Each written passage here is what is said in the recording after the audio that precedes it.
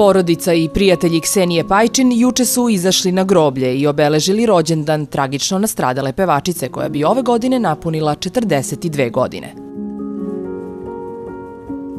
Ksenija je ubijena 16. marta 2010. kada ju je u njenom stanu u Nikšićkoj ulici usmrtio dečko Filip Kapisoda, koji je potom izvršio samoubistvo. Njena sestra Mija je objavila i emotivnu poruku na društvenoj mreži Instagram.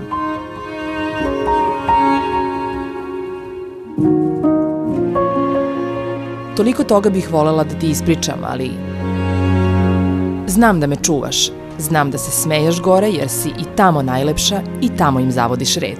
Ono tvoje. Misli na tebe i volite tvoja sestrica. Ksenija je tu. Napisala je Mija i okačila njihovu sliku iz detinjstva.